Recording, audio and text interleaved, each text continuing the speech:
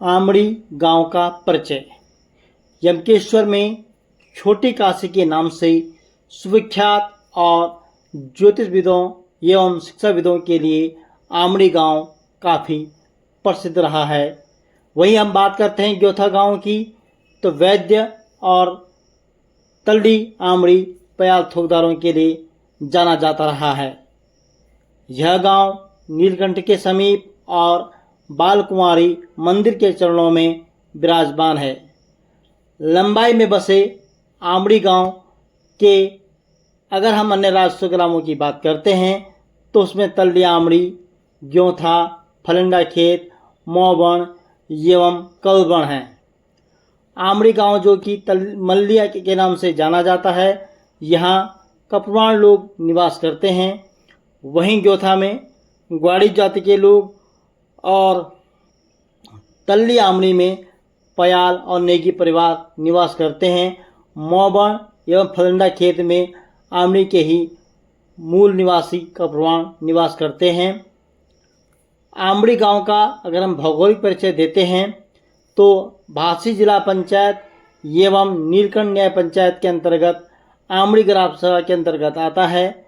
यह लक्ष्मण झूड़ा कांडी मोटर मार्ग से जुड़ा हुआ है। नीलकंठ जाने वाले मार्ग से काफ़ी नज़दीक का यह गांव है। समुद्र तल से लगभग 3000 फीट की ऊंचाई में बसा यह लंबवत रूप में बसा हुआ एक प्रमुख गांव है। इस गांव की भौगोलिक सीमाओं की बात करते हैं तो इस गांव के पूरब में भेल्डू गांव और उत्तर पूर्व में हेवल नदी एवं बैरागढ़ है, जबकि दक्षिण में माँ बालकुमारी का मंदिर है एवं उधर द्यूली मलिल गांव की सीमा लगती है एवं पश्चिम में जुड्डा एवं मौन गांव है, जबकि उत्तर में तल्ली आमड़ी गांव है। आमड़ी गांव का विस्तार काफ़ी बड़ा है। इससे ग्योथा गांव एवं तल्ली आमड़ी और फलंडा पूड़ी मोबन कलबन इसी के अंतर्गत आते हैं। इसके अतिरिक्त अगर हम बात करते हैं आमड़ी गांव की ही तो इसमें जठुंड, सीमाडांग आदि प्रमुख तोक हैं। आमड़ी गांव का पानी पहले का जो पुराना स्रोत था वह पैरी का पानी था, जो कि आपदा में दब गया है। वहीं यहाँ का पानी का दूसरा स्रोत बिजोरी का पानी रहा है और यहाँ से लोग पहले पानी लाते थे। अब जो है नीलकंठ से आगे से यहाँ पर पानी आता है। अगर हम इस गांव के इतिहास पे चलते हैं और हर गांव का अपना एक इतिहास होता है, तो ऐसे ही आमड़ी और ग्योथा गांव का एक इतिहास है। आमड़ी ग्राम सभा का सबसे बड़ा गांव आमड़ी गांव है। इसकी वर्षागत भी लगभग 14वीं-15वीं शताब्दी के आसपास की बताई जाती है। हालांकि इसके ठोस प्रमाण कहीं भी उपलब्ध नहीं हैं। आमड़ी गांव के कपवाण अपने को श्रीनगर के डुगरी पंत भट्टी सेरा के मूल निवासी बताते हैं। वहीं ग्योथा के ग्वाड़ी जो कि अब वर्तमान में कुछ लोग गौड़ लिखने लगे हैं, लेकिन मूल रूप से वह ग्वाड़ी हैं और यह गैंड से आए हुए बताए जाते हैं। वहीं तल्ली आमड़ी के पयाल जाति के लोग हैं। बताया जाता है कि पयाल थोकदार 7 भाई थे जो कि पूरे नीलकंठ न्याय पंचायत के निवासी थे, जिसके कारण इस क्षेत्र को पयालसू के नाम से भी जाना जाता है। पयालों की अगर हम बात करते हैं, इनमें प्रमुख गांव फलदाकोट, ढौसण, बिंजा खेत, द्यूली, कुठार, भौन, मराल, आमड़ी आदि हैं और इन स्थानों पर आकर बस गए। इसी कारण इस क्षेत्र को पयालसू क्षेत्र भी कहा जाता है। आमड़ी गांव के विषय में कहा जाता है कि यहाँ के बुजुर्ग बहुत प्रकांड विद्वान थे, ज्योतिषी हुआ करते थे। ज्योतिष विद्या में इनको महारत हासिल थी। इसी कारण आमड़ी गांव को छोटी काशी भी कहा जाता है। आमड़ी गांव के बारे में जनश्रुति है, लोक कथाएँ हैं, दंत कथाएँ हैं कि आमड़ी गांव के ज्योतिषी विद्या की प्रकांडता के विषय में जब टीही नरेश को जानकारी मिली तो उन्होंने उसके परीक्षण हेतु अपने कुछ लोग भेजे, जिसमें कुछ चिन्ह भेजा गया। जब राजा के लोग आमड़ी गांव पहुंचते हैं तो संबंधित घर जो ज्योतिषी थे, जो ज्योतिष विद्या का ज्ञान रखते थे, उनके घर पर पहुंचे। उन्होंने अपने आने का मंतव्य बताया और कहा कि राजा ने यह चिन्ह भेजा है, इसके बारे में पता लगाओ। चिन्ह यानी कि जब बच्चा जन्म लेता है तो उसके जन्म तिथि और समय को नोट किया जाता है, जिसको ज्योतिष विद्या में चिन्ह कहा जाता है। ज्योतिषी ने पंचांग में चिन्ह का अध्ययन कर कहा कि यह किसी दोपाया का नहीं बल्कि चौपाई का चिन्ह है। यह मेरी परीक्षा लेने के लिए भेजा गया है। यह किसी गाय या भैंस का बच्चा हुआ है जिसका कि चिन्ह है। जब यह सब जानकारी राजा के दूतों द्वारा राजा को बताई गई तो राजा ने आमड़ी गांव में पालकी भेजकर सम्मान के साथ राज दरबार में लाने को कहा गया। राजा के दरबार में प्रकांड ज्योतिषी को सम्मानित किया गया। ऐसी दंत कथा है। लेकिन एक और व्यक्ति हुए हैं सोमगिरी महाराज जी, जिन्होंने कि शिक्षा के क्षेत्र में बड़ा काम किया और यह 19वीं दशक के ही व्यक्ति हैं। उनका नाम है श्री सोमगिरी जी महाराज। उनके जीवन परिचय पर भी हम बात कर लेते हैं। श्री सोमगिरी महाराज मूल निवासी आमड़ी के थे। इनके पिताजी का नाम श्री बालादत्त कपरवाण था। इन्होंने युवावस्था में संन्यास ले लिया था और श्री शिवदयाल गिरी जी महाराज के सानिध्य में चले गए थे। श्री शिवदयाल गिरी जी महाराज इनके सगे चाचा थे। श्री सोमगिरी महाराज अपने क्षेत्र के शिक्षा के प्रति अलग जगाने के लिए प्रतिबद्ध रहे हैं। उन्होंने सिर्फ द्यूली ही नहीं बल्कि पोखरखाल विद्यालय को इंटर तक बनाने के लिए अथक प्रयास किया। आप हरिद्वार जिला कांग्रेस के अध्यक्ष और उसके बाद हरिद्वार नगर अध्यक्ष के पद पर विराजमान रहे। अब जब विद्यालय कार्यों की समीक्षा और देखभाल करने विंध्यवासिनी से त्योड़ा होते हुए घुड़सवारी करते हुए जा रहे थे, अचानक उकाली जड़ से ऊपर आप घोड़े से गिर गए और आपको चोट आई और आपको हरिद्वार में अस्पताल में लाया गया। किंतु कुछ समय बाद आप परलोक सिधार गए। आपके किए गए शिक्षा के प्रयासों के लिए आपको यमकेश्वर का श्री मदन मोहन मालवीय जी उपनाम से अलंकृत भी किया जा सकता है। हम उनको मदन मोहन मालवीय की उपसंज्ञा भी दे सकते हैं। साथ ही आपने उस वक्त जब मात्र हरिद्वार विंध्यवासिनी मोटर मार्ग एक यातायात का मुख्य साधन था, तब आपने द्यूली विद्यालय को सड़क मार्ग से विंध्यवासिनी से जोड़ने का प्रयास किया और उन्होंने विद्यालय से लगभग 1 किलोमीटर तक सड़क का निर्माण भी करवाया। इसी संबंध में क्षेत्र के श्री प्रसन्न सिंह पयाल जी बताते हैं कि उस समय दुगड्डा ब्लॉक प्रमुख से उक्त सड़क निर्माण के लिए बजट पारित करवाया गया था, किंतु बजट पूरा नहीं हुआ और सड़क निर्माण कुछ समय के लिए रुक गया। फिर उन्होंने स्व प्रयासों से उक्त सड़क निर्माण को आगे बढ़ाने का प्रयास किया, लेकिन सदैव की भांति भूमि विवाद मुख्य विवाद बन गया और उन्होंने क्षेत्र में शांति व्यवस्था बनी रहे स्वतः इस योजना को वहीं पर विराम दे दिया। इसी के साथ ही उन्होंने शिक्षा के क्षेत्र में अनेक कार्य किए। हाई स्कूल और इंटर से प्रांतीयकरण करने के लिए सोमदत्त गिरी महाराज, इसके बाद इस विद्यालय को हाई स्कूल और मान्यता और इंटर की कॉलेज के लिए मान्यता के लिए बहुत संघर्ष किया, जिसके फलस्वरूप 1964-65 में इस विद्यालय को यानी इंटर कॉलेज द्यूली को हाई स्कूल की मान्यता मिल गई। 1966 में पहला स्कूल का बैच निकला और बोर्ड का सेंटर कालागढ़ पड़ा। हाई स्कूल के पहले प्रधानाचार्य धूरीराम कोठियाल जी को लाकर उन्हें नियुक्त किया गया, किंतु 1 वर्ष पहले ही वह अन्यत्र चले गए। उसके बाद मेरठ से श्री ब्रजमोहन चंदोला जी को लेकर यहाँ पर आए और उनको प्रधानाचार्य नियुक्त किया गया। उनके साथ 3 अन्य अध्यापक को लाए, किंतु कुछ समय तक ही रहे। इंटर की मान्यता विज्ञान सहित 9 विषयों के साथ मान्यता 1970-71 में मिली और फिर सोमदत्त गिरी जी महाराज के श्री भक्त दर्शन जी के साथ मधुर संबंध थे। उन्होंने इस विद्यालय को प्रांतीयकरण करवाने में महत्वपूर्ण भूमिका निभाई। आपके प्रयासों से ही 1979 में द्यूली विद्यालय का प्रांतीयकरण हो गया। आमड़ी गांव के श्री सोमदत्त कपरवाण जी, जो कि शिक्षाविद और आध्यात्मिक गुरु थे, उनके गुरु शिवदयाल गिरी महाराज जी थे। उन्होंने अनेक मंदिरों एवं धर्मशालाओं का निर्माण भी कराया। इसके आमड़ी और अन्य गाँव के लिए वह पानी, अस्पताल आदि सुविधाओं के लिए प्रयासरत रहे, किंतु आंतरिक गतिविरोध के कारण वह सफल नहीं हो पाए। सोमगिरी जी महाराज के प्रयासों के फलस्वरूप ही द्यूली और पोखरखाल स्कूल का निर्माण हुआ, प्रांतीयकरण हुआ और स्कूल को हाई स्कूल और इंटर की मान्यता मिली और शिक्षा के क्षेत्र में अलग जगाई। आमड़ी गांव के लिए वह भेलडुंगा से पानी लाना चाहते थे, जिसके लिए वह पूर्ण योजना बना रहे थे, किंतु अपेक्षित कारणों से वह योजना धरातल पर नहीं उतर सकी। हम अब आमड़ी गांव की सामाजिकता की बात करते हैं। तो आमड़ी गांव में जैसा कि पहले भी बताया कि यहाँ कपरवाण जाति के लोग निवास करते हैं, जबकि तल्या आमड़ी में पयाल जाति के और ग्योथा में ग्वाड़ी जाति के लोग, जो कि वर्तमान में ग्वाड़ी के स्थान पर कुछ लोग जो प्रवासी हैं वो गौड़ लिखने लगे हैं।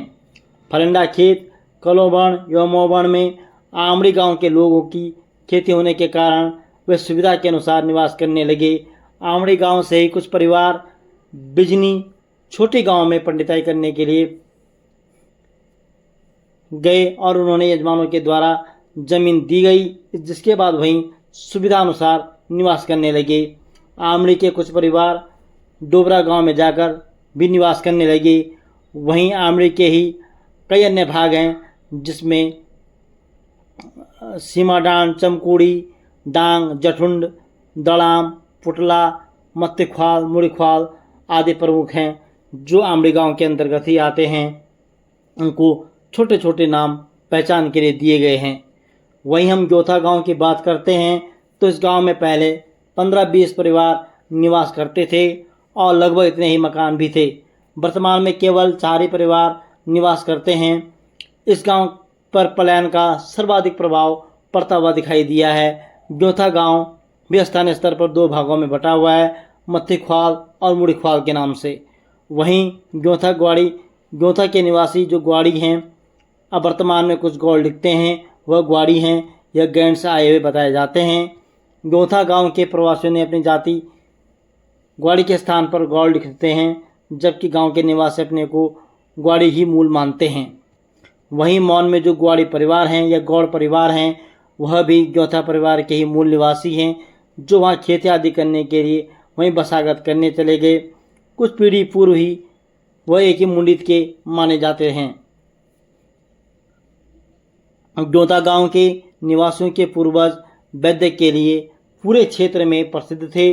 दूर दूर के लोग उनके पास इलाज और औषधि लेने के लिए आते थे। यहीं के सर्वाधिक प्रसिद्ध वैद्यों में स्वर्गीय दामोदर प्रसाद ग्वाड़ी और स्वर्गीय जयदत्त ग्वाड़ी प्रमुख रहे हैं। वहीं दूसरी पीढ़ी में ग्योथा में जाने माने ठेकेदार हुए, जो सरकारी ठेका लेते थे, जिनमें सर्वाधिक सुप्रसिद्ध चर्चित नाम श्री भोला दत्त गौड़ जी का रहा है। आमड़ी गांव की अब हम धार्मिक स्थिति की बात करते हैं। यहाँ पर जो मंदिर है, ग्योथा, आमड़ी एवं तल्या आमड़ी के सर्वोच्च शिखर स्थल पर माता बालकुमारी का मंदिर है, जो कि पिंडी के रूप में विराजमान है। यहाँ पर ग्योथा गांव वालों के खेत हैं। हल लगाते वक्त पिंडी पर हल लगने और रक्तस्राव होने के कारण माता ने अपने भक्त को स्वप्न में बाल रूप में दर्शन देकर वहाँ पर पिंडी रूप में विराजमान करने के आदेश दिए। प्रारंभ में यहाँ पर एक छोटा सा मंदिर का निर्माण किया गया। ग्योथा गांव के निवासियों ने यहाँ पर मंदिर बनाने हेतु बहुत पहले आमड़ी वालों को भूमि दान में दे दी और उसके उपरांत सभी वासियों और प्रवासियों ने मंदिर का भव्य निर्माण करवाया। इस मंदिर में धर्मशाला का निर्माण भी करवाया गया था। यहाँ पर महंत गरीबदास जी द्वारा गणेश जी, भोलेनाथ एवं काली माता के मंदिर का निर्माण करवाया गया। आमड़ी एवं ग्योथा गांव के निवासियों के द्वारा स्वयं से धन एकत्रित करके मंदिर का जीर्णोद्धार करवाया।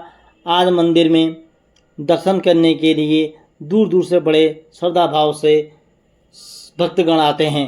साथ ही यहाँ पर ग्योथा गांव के पास से ही यात्रियों के लिए सीढ़ियों का निर्माण किया गया है, जिनकी संख्या 100 से अधिक है। मंदिर में वर्तमान में आमड़ी गांव के पंडित सुनील कपरवाण एवं ग्योथा गांव के पंडित श्री आनंदी प्रसाद गौड़ जी मुख्य पंडित हैं, जो कि दैनिक रूप से पूजा करते हैं। वहीं ग्योथा गांव के नागराजा का मंदिर है, जो कि पीपल कोटी से आगे है और यह ईडिया एवं ग्योथा गांव वालों का मंदिर है। गांव का क्षेत्रपाल देवता भूम्या मंदिर है और यह बाल माता कुमारी मंदिर के जाने वाले रास्ते जहां पर सीढ़ियां स्थित हैं, वहीं पर एक छोटा सा स्थान है, जो कि यह देवता भूम्या देवता जिसको कह रहे हैं, वह कृषि और पशुपालन का एवं गांव का रक्षक देवता माना जाता है। बाकी सभी लोगों के घरों में नागरजा और नरसिंह प्रमुख देवता हैं। आमड़ी, तल्यामड़ी और मल्यामड़ी यम ग्योथा गांव की जीविका का मुख्य आधार खेती और पशुपालन ही रहा है। वहीं आमड़ी गांव के ज्योतिषी विद्वान और प्रकांड विद्वान होते थे, जिनकी यजमानी सिर्फ आसपास के क्षेत्र में ही नहीं बल्कि टिहरी क्षेत्र तक फैली हुई थी। टिहरी की दोगी पट्टी और बुगाला के आसपास तक यजमानी थी। वहीं ग्योथा गांव के कुछ लोगों का मुख्य एवं सहायक व्यवसाय वैद्य का कार्य था। आमड़ी गांव के प्रमुख तोकों की बात करते हैं तो इसमें मुख्यतः मंदिर डांड, बिजोरी, छाया, मौबण, ग्योथा, छाल, ढवल, टैल, डांग, तिमरखोली, घिर्रुआ, गुरेल, कलबण, आमगदन, पैरी, मुनियामागदन, रिगोली, सेमखेत, बैरागढ़ तोक हैं। छाया तोक में ठंडा पानी का स्रोत था जो अपने लिए सबसे ज़्यादा प्रसिद्ध था। वहीं ग्योथा गांव वालों के प्रमुख तोक व खेत गणपुंगड़ी, घट्टी खोली प्रमुख तोक व खेत रहे हैं। आज दोनों गांव में खेती लगभग कृषि विहीन हो गई है। आमड़ी गांव और ग्योथा गांव एवं तल्यामड़ी की वर्तमान स्थिति की बात करते हैं तो दोनों गांवों में अधिकांश रूप से पलायन हो गया है, जबकि दोनों गांवों तक सड़क पहुंच चुकी है। वहीं आमड़ी और ग्योथा गांव में सभी ने नए आधुनिक मकान बना दिए हैं। कुछ मकान आज भी परंपरागत रूप में हैं। तल्यामड़ी में प्राथमिक विद्यालय है एवं बाल मैत्री शिशु संस्थान मलेल गांव में है, जो कि निजी शिक्षण संस्थान है और 8वीं तक है। वहीं राजकीय इंटरमीडिएट स्कूल द्यूली में है। छोटा अस्पताल भी यहीं स्थित है। बैंक द्यूली हिंडोला के पास उत्तराखंड ग्रामीण बैंक है। नज़दीकी छोटा बाजार भी द्यूली हिंडोला में है। नज़दीकी बड़ा चिकित्सालय ऋषिकेश में है। आमड़ी एवं ग्योथा गांव में वर्तमान में अधिकांश वरिष्ठ नागरिक निवास कर रहे हैं एवं कुछ युवा स्वरोजगार कर रहे हैं। वहीं आमड़ी तल्ली में सौर ऊर्जा का प्लांट लगाया गया है। वहां पर पलायन का बहुत बड़ा प्रभाव दिखाई दे रहा है, जबकि यह गांव क्षेत्र के सबसे बड़ी आबादी वालों गांव में से एक गांव माना जाता था। धन्यवाद।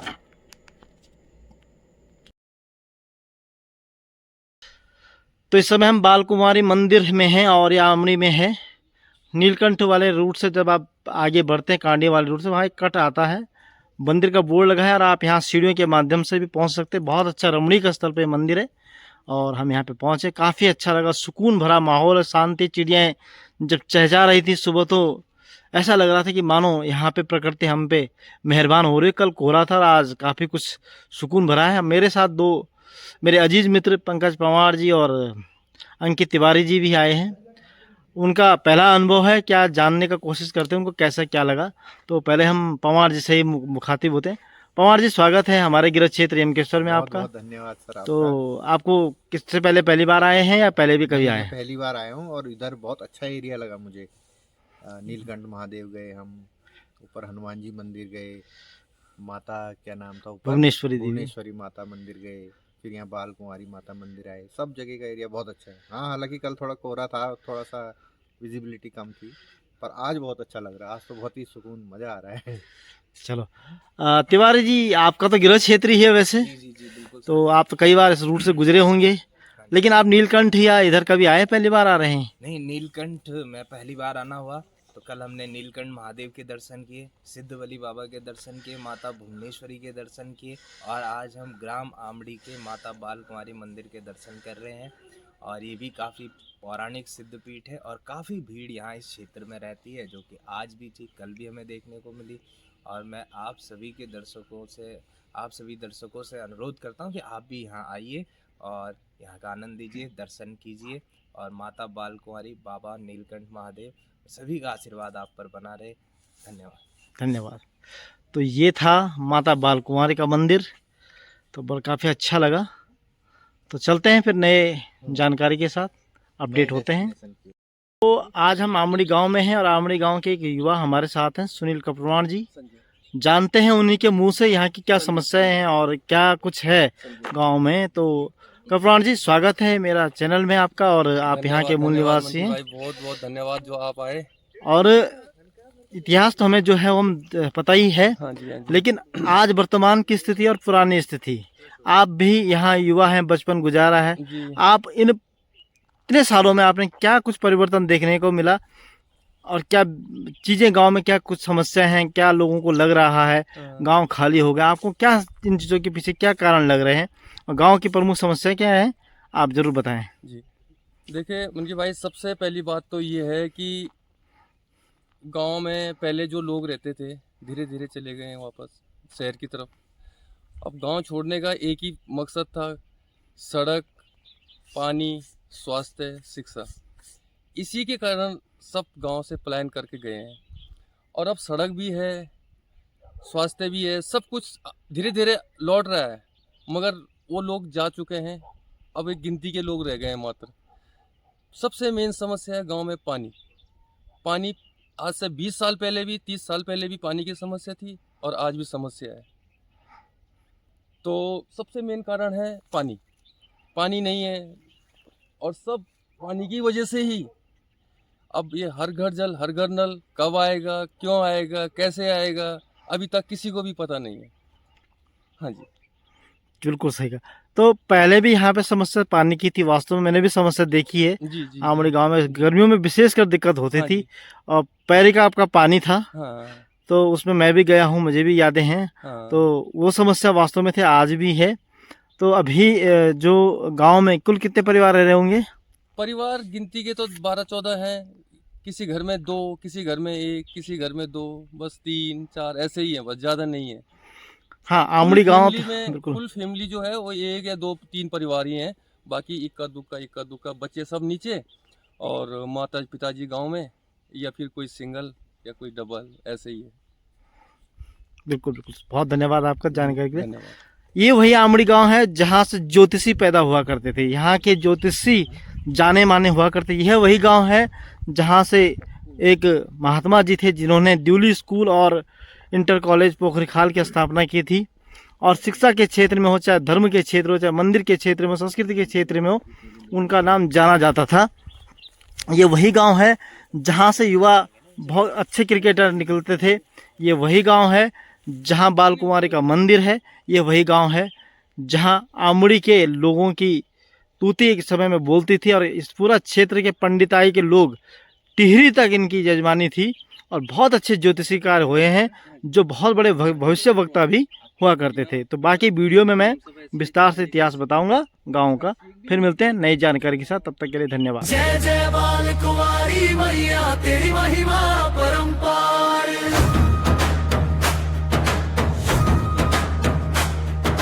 जय जय बाल कुमारी मैया तेरी महिमा परंपार। आमड़ी गांव की रक्षा करना, भर देना सबका घर द्वार। तेरे दर पर शीश झुकाएं लेकर मन में आस, माँ तेरी कृपा बर जाए, मिट जाए हर त्रास।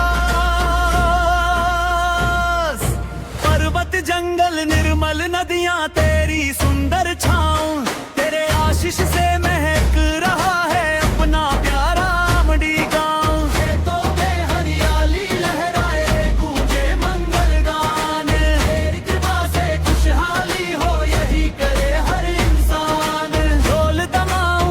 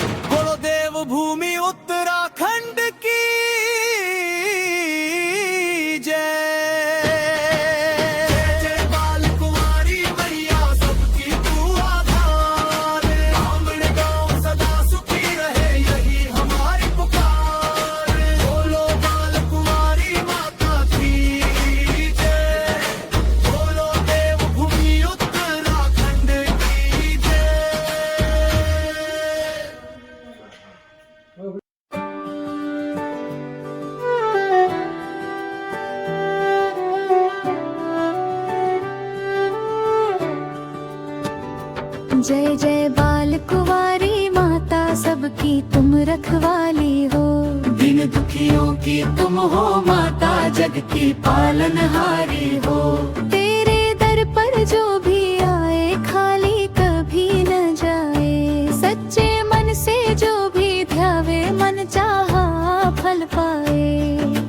लाल चुनरिया शीश सुहाए, माथे चमके बिंदिया, सिंह सवारी कर जगत में मिटा दो सबकी पीड़िया।